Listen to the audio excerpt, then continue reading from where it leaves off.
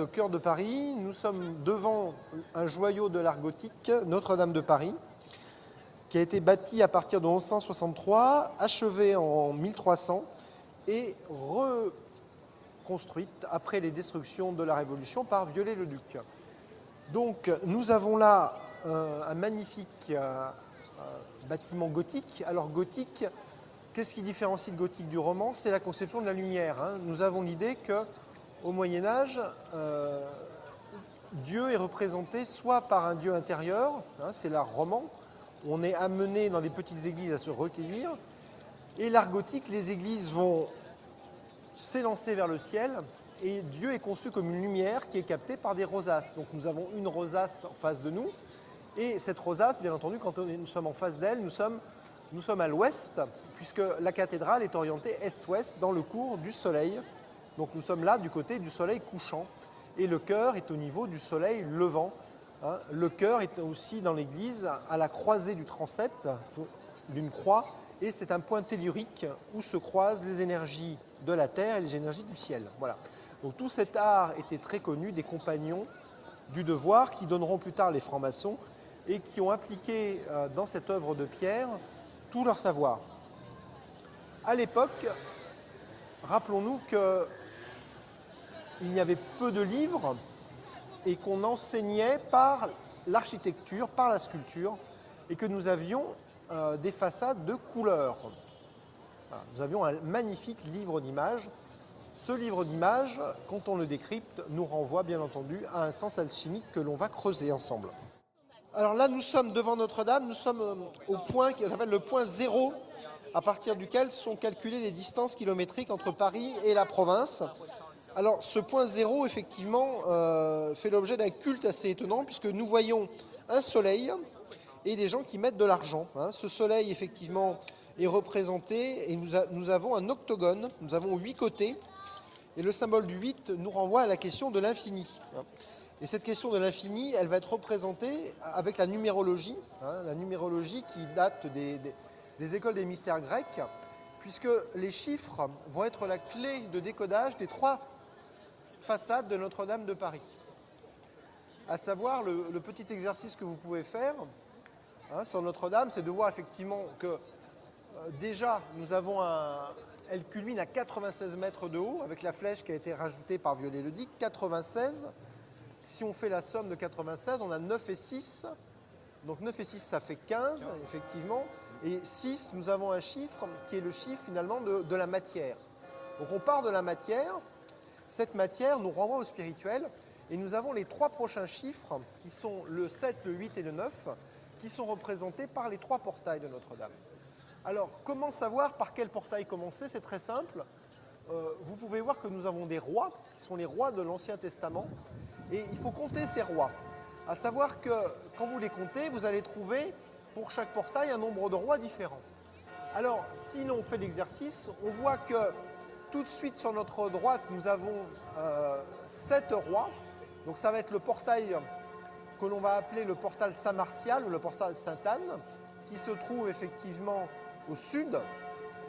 Après, dans l'ordre, nous avons au-dessus du portail qui se trouve à l'opposé symétrique au nord, le portail de la Vierge avec 8 rois. Et enfin, au milieu, le portail central, le portail, nous avons le Christ roi qui est surmonté de 9 rois. Et donc, bien entendu, ces chiffres sont symboliques. Le 7, le 8 et le 9. Alors, le 7, c'est l'union du 4 et du 3, du matériel et du spirituel. C'est aussi le symbolique du chandelier à 7 branches que l'on a vu sur le parvis de l'hôtel de ville. À savoir, nous sommes dans le 7e domaine cosmique. Nous sommes tombés dans le nadir de la manifestation. Nous ne pouvons plus descendre plus bas. Nous ne pouvons que remonter. Alors cette remontée, elle se fait en prenant conscience du 8, qui était déjà sur le parvis avec le point 0. Le 8 nous renvoie au 0, nous renvoie à l'origine. Et le 8, c'est la notion de l'infini. Et pour avoir cette notion de l'infini, nous verrons que sur le portail, nous avons la notion de cycle cosmique.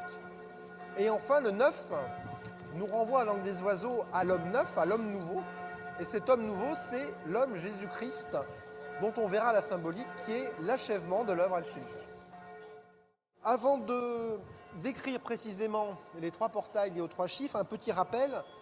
Pour l'exotérique, Notre-Dame de Paris est très connue par l'ouvrage de Victor Hugo. Il faut savoir que Victor Hugo s'intéressait à la spiritualité.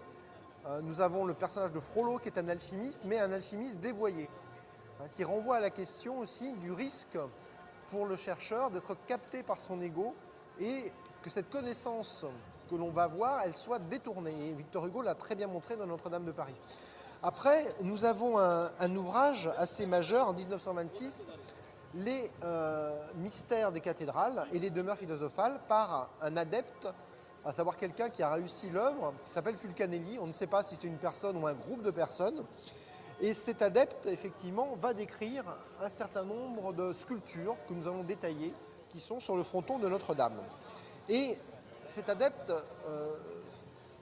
se réfère à un livre que vous pouvez trouver facilement sur Internet et aussi édité chez Pauvert, qui s'appelle le Mutus Liber, ou le livre M, le livre muet, à savoir qu'à l'époque, nous avions des gravures sans commentaire qui décrivent des travaux qui mènent à la réalisation de la pierre philosophale.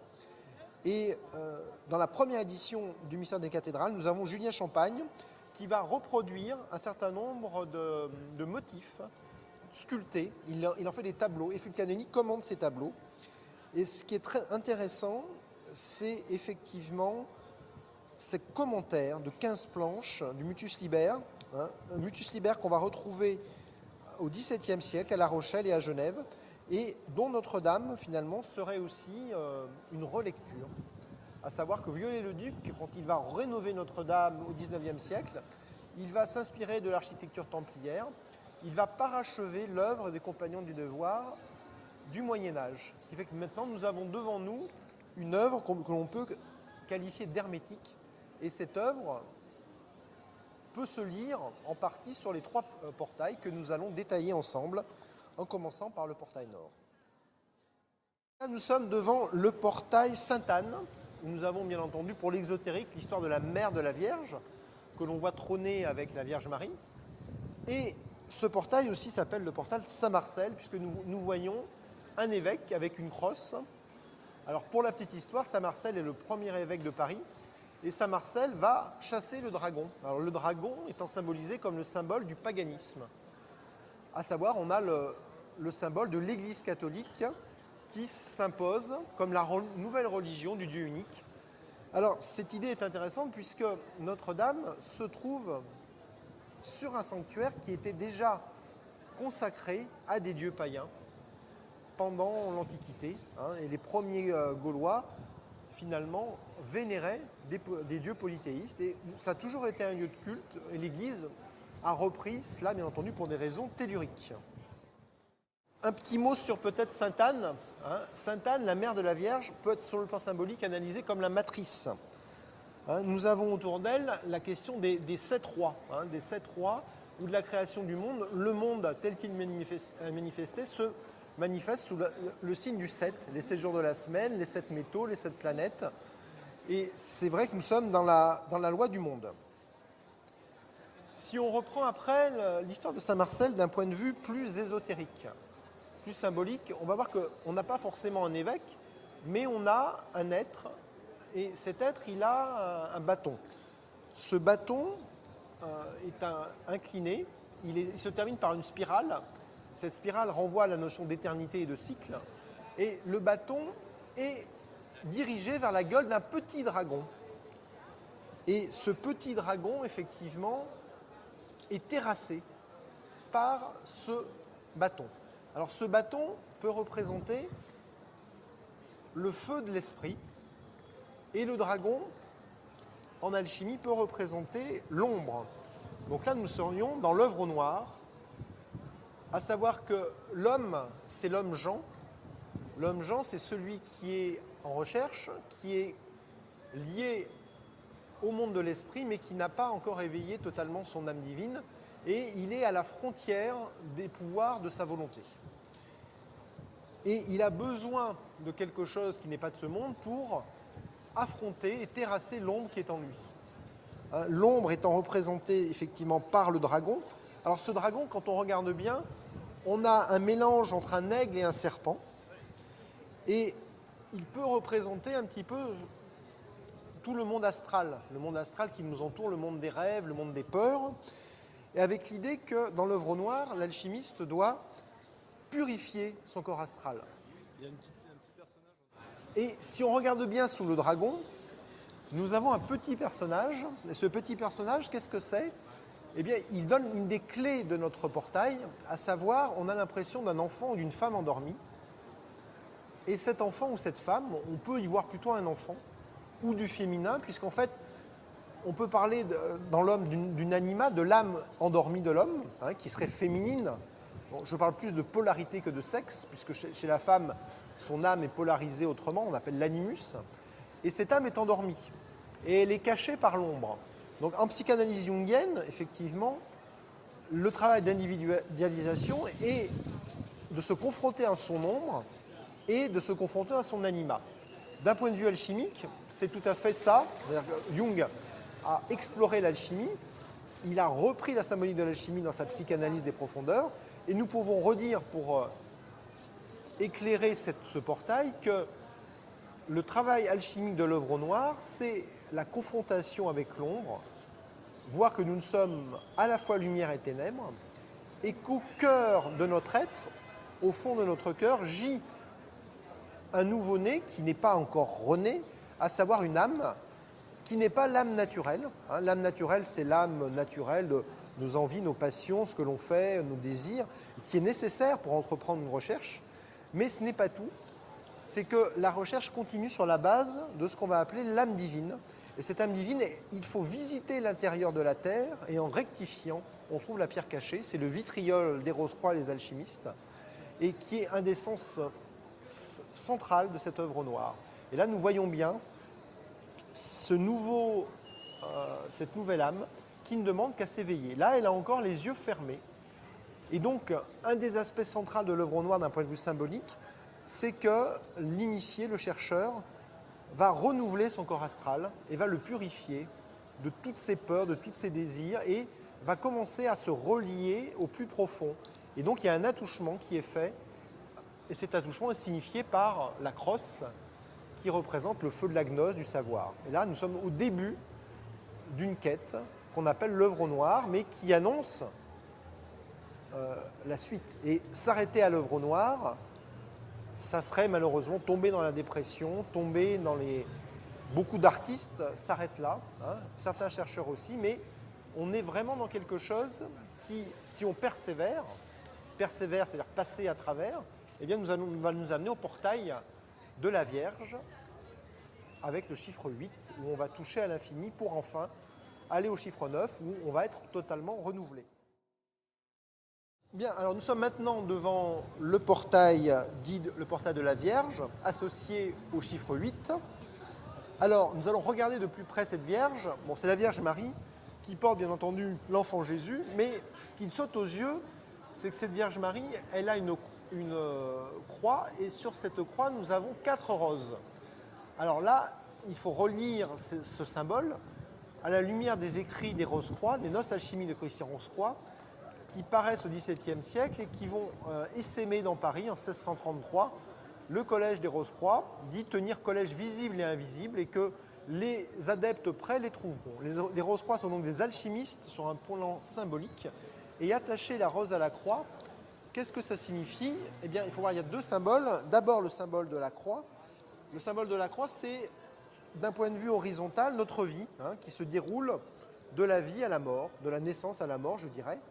Puisque, si on veut être très juste, la vie, au sens la vie avec un grand V, c'est peut-être l'élément vertical, mais au sens la vie qui n'a pas de fin, la vie universelle, la vie divine, qui à un moment donné va impacter, va trancher, va couper notre vie de tous les jours. Voilà. Et si il est fait quelque chose de ce passage du monde de la vie avec la vie ordinaire, eh bien il y a quelque chose qui doit germer. Ce qui doit germer, dans les religions orientales, on parle du lotus. En Occident, on a beaucoup parlé de la rose, la rose comme étant le symbole de l'âme. Donc notre enfant qui avait les yeux fermés, eh bien cet enfant devient une fleur, et le fait que cet enfant s'éveille, que cette âme divine s'éveille, c'est cette fleur qui éclot, et qui est là, qui est présent 4 fois. Pourquoi? Parce qu'en fait, le 4, c'est les 4 éléments, et effectivement, pour construire quelque chose, il faut construire ce qu'on appelle le carré. C'est sur ce carré qu'on va édifier le triangle de la pyramide. Voilà. Hein, le triangle étant la trinité corps, âme, esprit, qui renvoie aux 3 phases nécessaires de l'œuvre alchimique, œuvre au noir, œuvre au blanc et œuvre au rouge. Alors, au-dessus de notre Vierge, nous avons effectivement quelque chose qui est assez symbolique. Nous avons des rois, nous avons un enterrement, et nous avons l'idée d'une régénération, hein, d'une assomption. Et cette assomption, elle est liée, quand on regarde bien sur le côté, hein, donc de part et d'autre de la porte, nous voyons un certain nombre de petits médaillons rectangulaires dans lesquels nous avons des animaux, et derrière ces animaux, nous avons des personnages. Ces personnages remplissent un certain nombre de travaux des champs. Alors, les animaux renvoient au zodiaque. Si on commence par le bas, nous avons le Verseau. Ensuite, nous avons au-dessus le Poisson. Après, nous avons le Bélier, le Taureau, le Gémeaux et le Lion, qui correspondent à chaque fois à un mois: janvier, février, mars, avril, mai, juin. Quand on passe de l'autre côté, sud maintenant, nous avons des signes du zodiaque. Là, on va de juillet à décembre. On commence par le Cancer et on finit par le Capricorne. Voilà. Donc vous voyez à chaque fois un lien entre le zodiaque et les travaux des saisons. Donc bien entendu, ces cycles renvoient aux 4 saisons, mais au-delà, nous avons l'idée que le monde est un infini de possibilités, et chaque sigle renvoie à une grande année platonicienne de 2560 ans. Et aujourd'hui, nous sommes à l'ère du Verseau, après avoir connu l'ère du Poisson, qui était l'ère des premiers chrétiens, l'ère du Bélier, qui était l'ère de la religion juive, la révélation juive de l'Ancien Testament, et avant, nous avions l'ère du Taureau, qui était l'ère de la révélation égyptienne, à laquelle on fait remonter l'alchimie. Donc ça veut dire qu'à chaque période de manifestation de 2160 ans, l'alchimie ou la gnose prend de nouvelles formes de connaissances. Et ce portail est là pour témoigner de ce qui s'est passé avant l'ère du Verseau. Et nous sommes là dans l'œuvre au blanc, à savoir cette idée que l'âme divine peut être reliée. C'est-à-dire que là, nous avons un petit garçon qui est né. Ce petit garçon, c'est Jésus. Il est avec sa maman. Et Jésus, c'est l'âme. C'est le petit garçon qui était en dormition et là qui est réveillé. Et éveiller son Jésus, c'est éveiller son âme divine. Et c'est le propos de l'œuvre au blanc en alchimie. Cette œuvre au blanc passe par un nouveau pensée, la construction d'un nouveau corps mental qui va prendre en compte cette notion de cycle et prendre en compte cette connaissance que nous ne sommes que de passage et notre vie est soumise au cycle. Et que notre passage sur Terre, eh bien, ce n'est pas la première ni la dernière fois que nous sommes ici. Nous avons déjà été ici beaucoup de fois et il est temps de sortir du cycle pour arriver enfin au portail central qui est le portail 9 et le portail de la dernière œuvre, à savoir de l'œuvre au rouge que nous allons examiner. Alors maintenant, nous sommes devant le portail central de Notre-Dame, un portail qui est dédié au chiffre 9 avec les 9 rois. Alors le 9 renvoie à l'œuf ou au neuf ou au nouveau en langue des oiseaux. L'homme nouveau, c'est quoi? C'est Jésus-Christ. L'idée, nous avons notre Jésus qui là maintenant est adulte et qui lève le doigt vers le haut. Et donc Jésus-Christ, Christos, c'est celui qui a reçu l'onction. Donc sur le plan symbolique, c'est celui qui a fait la liaison avec le Christos, avec l'Esprit divin, qu'on appelle d'un point de vue symbolique et alchimique l'éther-feu. Donc à savoir, c'est l'homme qui est de nouveau corps, âme, esprit. Et sur un point de vue plus historique, notre Christ lève les doigts. Alors là, malheureusement, on lui a coupé les 2 doigts. C'est quelque chose qui a été fait. Il avait 2 doigts, et on retrouve ça chez Léonard de Vinci, le doigt qui ramène au fait que les réalités tangibles d'ici-bas sont éclairées par ce qui se passe à l'au-delà. Alors ce qui se passe à l'au-delà, nous avons le Christ roi qui trône avec effectivement à la fois la croix, mais aussi le glaive. Alors le glaive est d'une couleur verte. Il y a deux couleurs sur ce panneau. Nous avons cette espèce de flèche, effectivement en acier vert, hein, qui renvoie à la question de l'homme vert aussi chez les Celtes, c'est savoir la sagesse primordiale. Et cette idée de séparation, du jugement dernier, avec bien entendu le diable et l'ange, à savoir que l'humanité, à l'ère actuelle, à l'ère du Verseau, puisque ce panneau, qui est ouvert uniquement pour la Saint-Jean d'été, et reste fermé la plupart du temps, ce tableau, décrit par Fulcanelli en détail dans son livre « Le mystère des cathédrales », renvoie à la symbolique de l'ère du Verseau.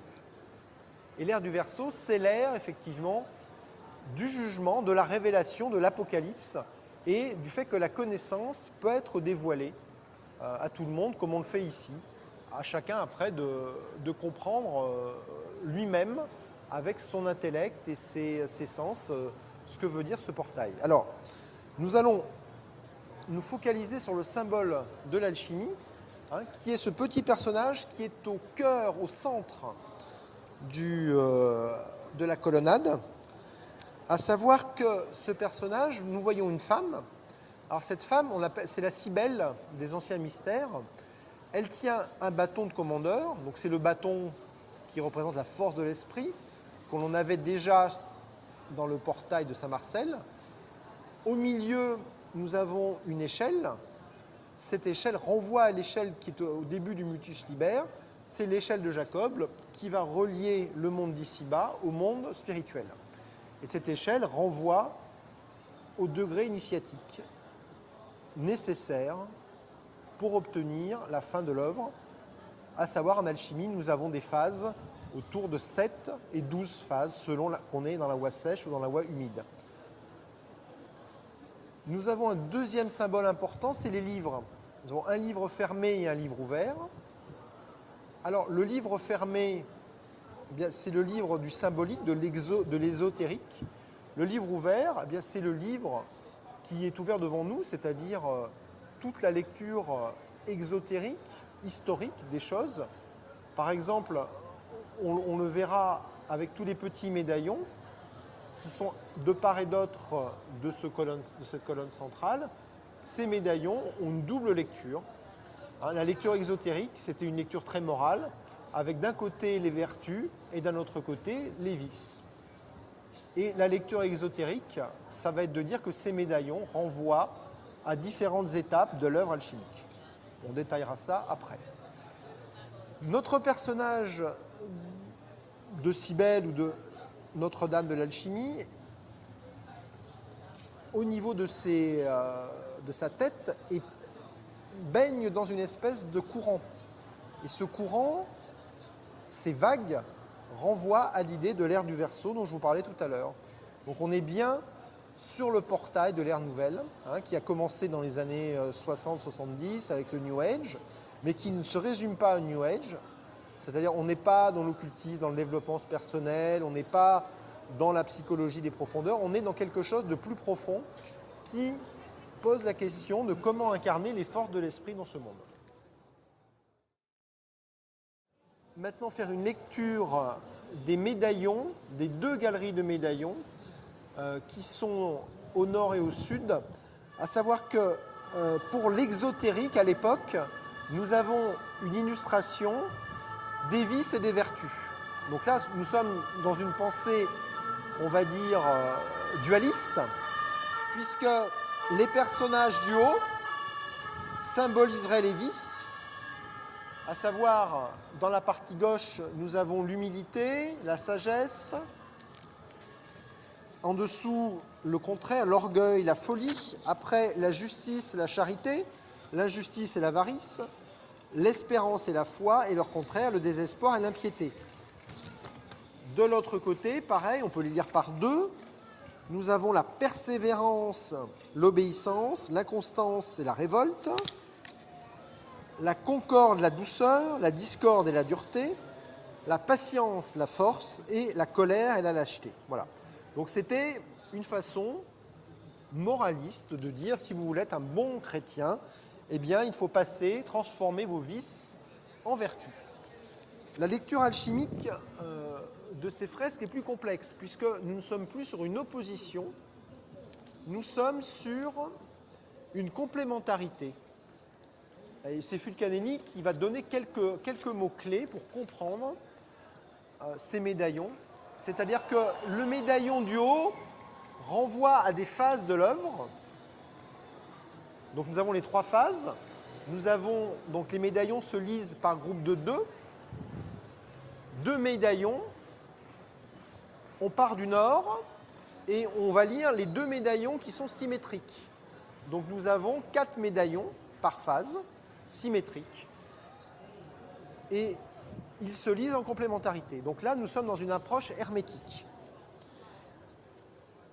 Cette approche hermétique se complexifie par le fait que nous avons hors cadre deux petites sculptures à chaque fois qui correspondent à ce qu'on appelle les phases de chaos. C'est-à-dire que avant de rentrer dans l'œuvre au noir, l'alchimiste ou l'adepte est confronté au chaos du monde. Et c'est parce qu'on est confronté au chaos du monde et qu'on part de l'idée que ce n'est pas en ajoutant du chaos au chaos, c'est-à-dire en se révoltant contre le monde, en posant des bombes qu'on va changer les choses, c'est plutôt en se révoltant contre soi-même et en changeant intérieurement que l'on va pouvoir changer le processus. Alors, la première phase de chaos, rapidement, fait référence au livre de Job. Le livre de Job, c'est finalement l'homme qui a tout pris, qui a tout perdu et qui est fait l'objet d'un pari entre Dieu et le diable, à savoir que, effectivement, qu'est-ce qui nous reste? Est-ce qu'on croit encore quand on a tout perdu? Et Job, c'est quelque chose comme l'appel de l'aventure. Sous Job, nous avons un personnage qui est un pèlerin, donc quelqu'un qui se met en recherche, et nous avons en dessous ce qu'on appelle une source. Nous avons le symbole de l'arbre de vie. Donc, ce qui veut dire qu'effectivement, là où il y a la chute, là où il y a la porte fermée, eh bien, la solution, la porte ouverte, n'est pas loin. C'est-à-dire derrière le verre à moitié vide, il y a le verre à moitié plein. Ça, c'est important. Alors maintenant, on passe de l'autre côté. Et là, nous avons une figure aussi de l'Ancien Testament assez terrible, qui est le sacrifice d'Abraham. Le sacrifice d'Abraham, vous connaissez l'histoire, hein, c'est Dieu tente Abraham et Abraham est prêt à sacrifier son fils et un ange apparaît au dernier moment. Alors, cette idée de sacrifice est importante puisque l'alchimiste, c'est quelqu'un qui a perdu beaucoup de choses, qui a perdu beaucoup d'illusions. Et c'est l'idée aussi qu'il faut voir derrière ce qui nous arrive peut-être des synchronicités ou des hasards qui sont là pour nous mener sous la voie, même si leur chemin est tortueux et on passe par quelque part une souffrance. En dessous, nous avons un chevalier qui protège un athanor. Un athanor, c'est l'intériorité, c'est-à-dire que c'est notre cœur, c'est là où va se passer l'œuvre. Et effectivement, il est important de se préserver des influences astrales du monde. C'est-à-dire être déjà dans le monde, mais plus de ce monde. C'est-à-dire qu'au terme des 4 phases de chaos, le chaos extérieur ne doit plus nous atteindre. Nous devons déjà nous fabriquer une armure qui va nous rendre ce monde supportable. Eh bien, cela passe par un nouveau pensée, le fait de ne pas faire attention aux pollutions astrales, aux rêves, et à essayer de pratiquer ce que Krishnamurti a symbolisé, c'est-à-dire la connaissance de soi et la voie du vide. À partir de là, on peut rentrer dans les 3 étapes de l'alchimie qui sont présentées par les médaillons 2 à 2. Maintenant, pour rentrer dans le sens de lecture, nous allons partir du nord avec les 2 premiers médaillons. Et ces 2 premiers médaillons nous renvoient à 2 autres médaillons au sud.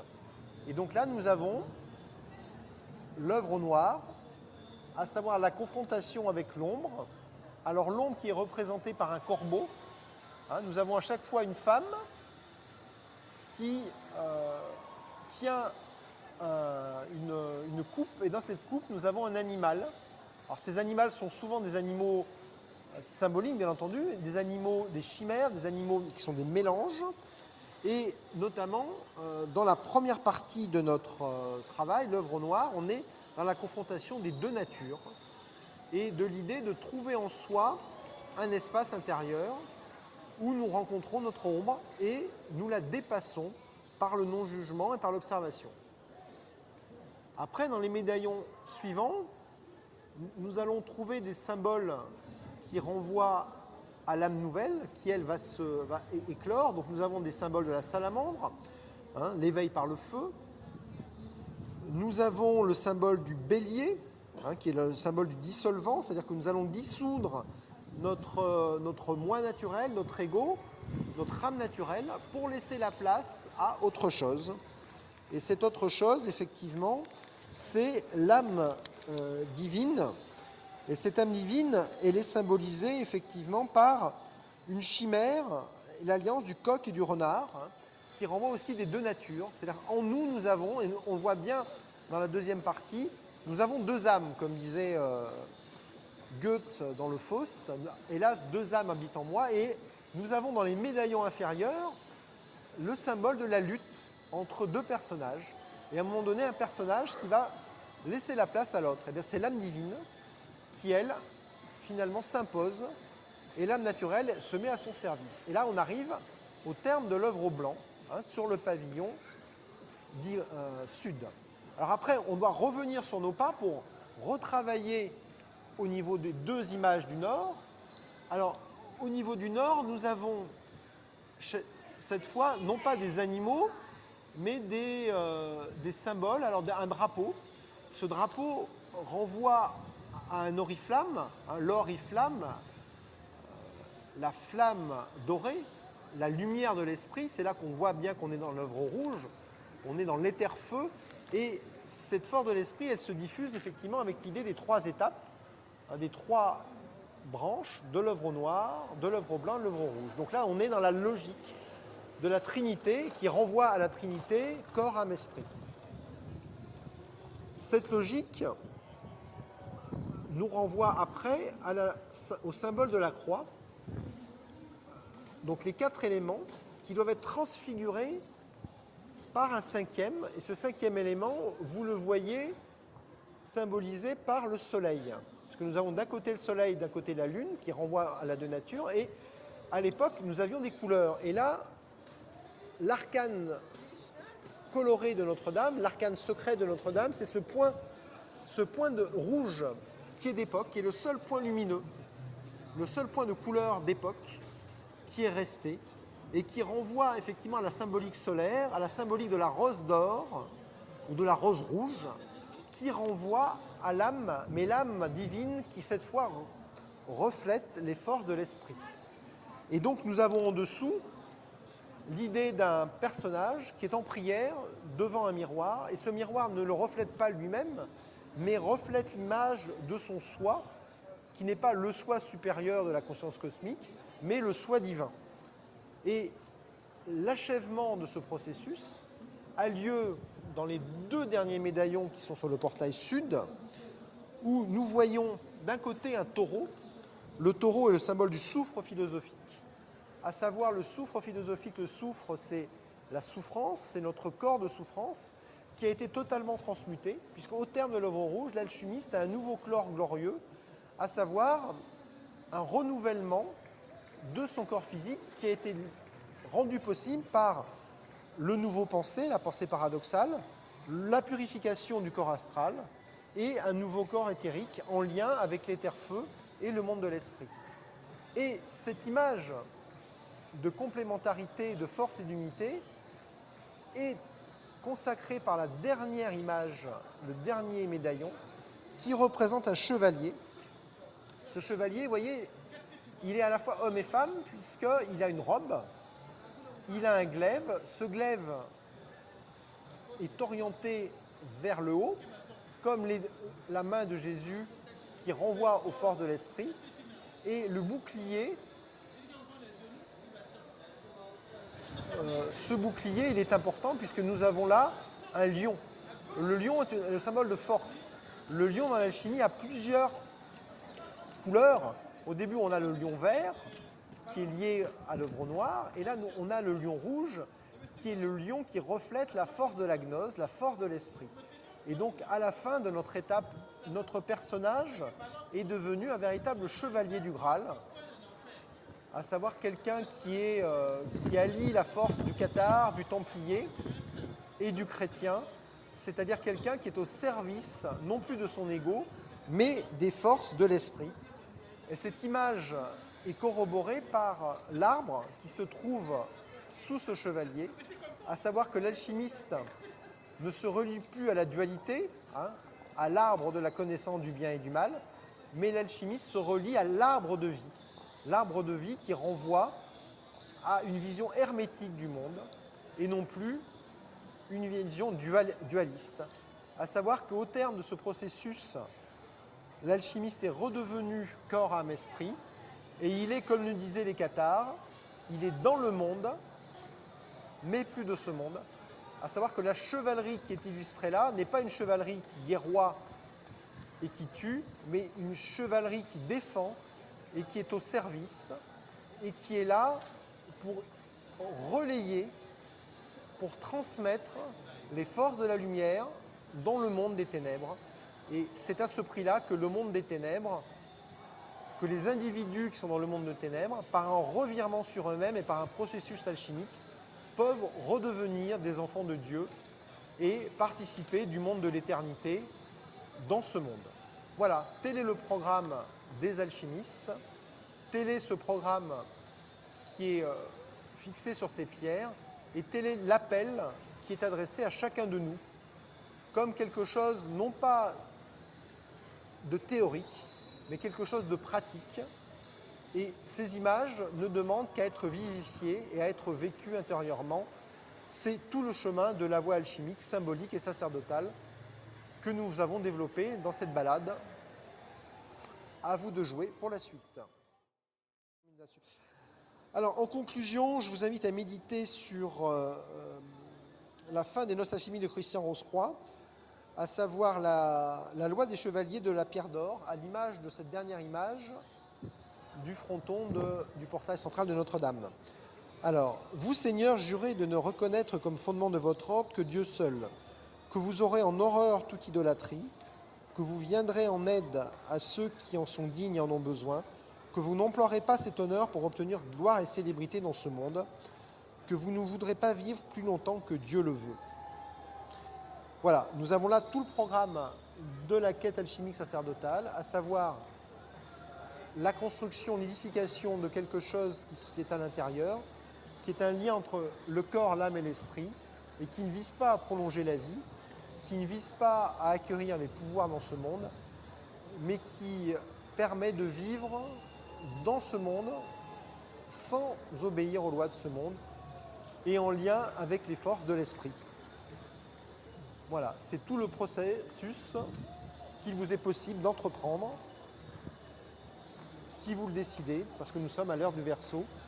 Et la sagesse qui était cachée dans les pierres, dans les symboles, elle est révélée, et c'est à vous de la lire et de la pratiquer. Voilà, bon courage, bon cheminement à vous tous.